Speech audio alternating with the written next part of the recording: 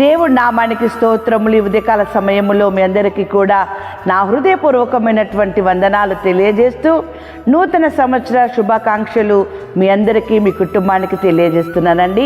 ఈ దినము దేవుడు మీతో మాట్లాడుతున్నటువంటి మాట హబక్కూకు గ్రంథము 3వ అధ్యాయము 2వ వచనములో భక్తుడు మాట్లాడుతున్నటువంటి మాటలు ఇవి. చూడండి, యెహోవా సంవత్సరములు జరుగుచుండగా నీ కార్యములు నూతనపరచుము, సంవత్సరములు జరుగుచుండగా దానిని తెలియజేయము.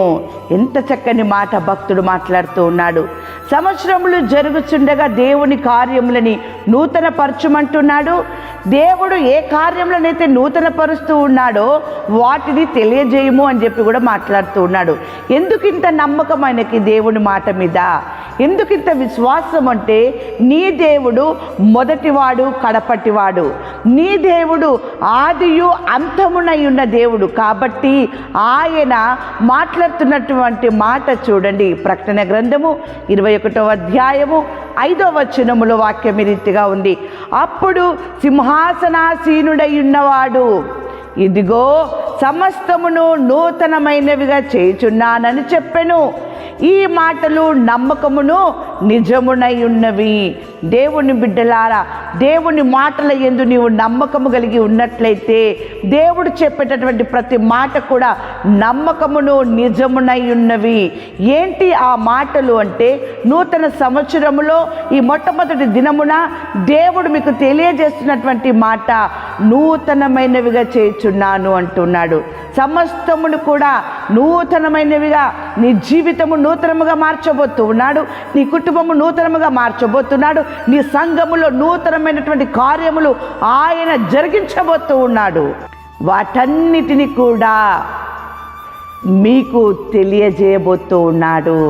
చూడండి, వాక్యం సెలవిస్తూ ఉంది కదా, రోమీలకు రాసిన పత్రిక 12వ అధ్యాయము 2వ వచనములో, మీరు ఈ లోక మర్యాదను అనుసరింపక ఉత్తమమును అనుకూలమును సంపూర్ణమునైన దేవుని చిత్తమేదో పరీక్షించి తెలుసుకొనున్నట్లు మీ మనసు మారి నూతన మగుట వలన రూపాంతరము పొందుడి. ఎప్పుడైతే మీ మనసు మారుతుందో, పాతవి మీ జీవితంలో గతింపజేసుకుంటారో, పాతవి విడిచిపెడతారో, పాత వాటిని మీరు సమాప్తం జరిగిస్తారో, నూతన సంవత్సరంలో సమస్తమును కూడా ఆయన నూతనముగా చేయబోతూ ఉన్నాడు.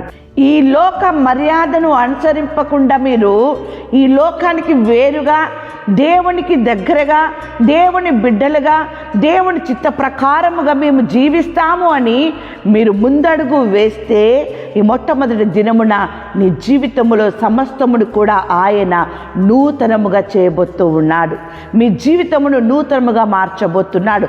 మీ జీవితంలో మీరు అనుభవించినటువంటి కష్టములు, నష్టములు, శ్రమలు, నిందలు, అవమానాలు కావచ్చు, మరి ఏదైనా సరే దేవుని బిడ్డలారా, దేవుడు వాటన్నిటి కూడా తుడిచివేసి మరలా మిమ్మల్ని నూతనముగా చేయబోతూ ఉన్నాడు. మీ జీవితమును నూతనముగా మార్చబోతున్నాడు.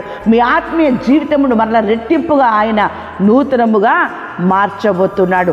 అందుకనే వాక్యం సెలవిస్తూ ఉంది కదా ఇక్కడ, దేవుని బిడ్డలారా, ఆయన మీతో మాట్లాడుతున్నటువంటి మాట యెషయా గ్రంథము 43వ అధ్యాయము 19వ వచనంలో వాక్యం ఈ రీతిగా ఉంది. ఇదిగో నేనొక నూతన క్రియను చేయుచున్నాను, ఇప్పుడే అది మొలుచును, మీరు దానిని ఆలోచింపరా.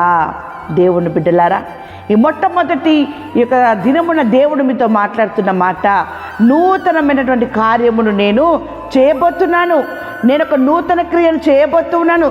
దీని గురించి మీరు ఆలోచింపరా?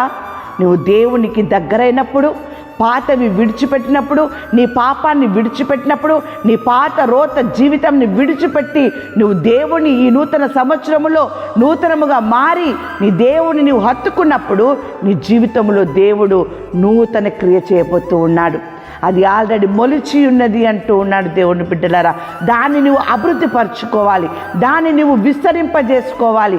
అందుకనే వాక్యం సెలవిస్తూ ఉంది కదా ఇక్కడ, దేవుడు ఎంత చక్కగా మాట్లాడుతున్నాడు.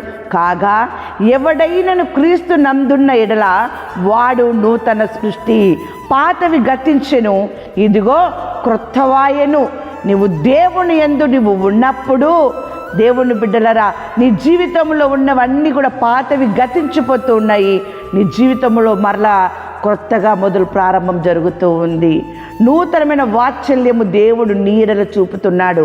నూతనమైన కృప నీడల దేవుడు చూపుతూ ఉన్నాడు దేవుని బిడ్డలారా. అంతేకాదు ఆయన మాట్లాడుతున్నటువంటి మాట, నూతన హృదయము మీకు ఇచ్చేదను, నూతన స్వభావము మీకు కలగజేసేదను. ఎప్పుడైతే నీ బ్రతుకును మార్చుకుంటావో, నీ స్థితిని మార్చుకుంటావో, నీ మనసును మార్చుకుంటావో, నూతనంగా నా జీవితంలో నేను మరలా ప్రారంభిస్తాను అని నువ్వు ఎప్పుడైతే అనుకుంటావో, దేవుడు నీకు నూతన హృదయముని ఇచ్చేదని అంటున్నాడు. నూతన స్వభావము కూడా మీకు కలగజేస్తానంటున్నాడు.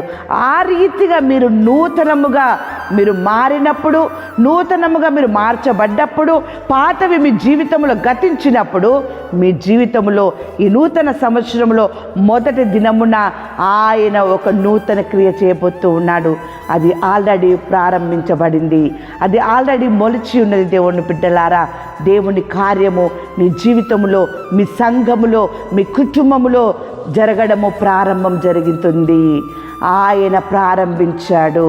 ఈ ఉదయకాల సమయంలో దేవుడు మీతో మాట్లాడుతున్నటువంటి మాట యోహాను రాసిన మొదటి పత్రిక 2వ అధ్యాయము 8వ వచనము. వాక్యం సెలవిస్తోంది, చీకటి గతించుచున్నది, సత్యమైన వెలుగు ఇప్పుడు ప్రకాశించుచున్నది. మీ జీవితంలో ఉన్న చీకటి సమస్తము కూడా గతించుతున్నది. ఆయన యొక్క ప్రకాశమైనటువంటి వెలుగు మీ పైన, మీ కుటుంబం పైన, మీ సంఘము పైన సంవత్సరములు తరతరములు కూడా ప్రకాశింపజేయునుగాక. ఆమేన్.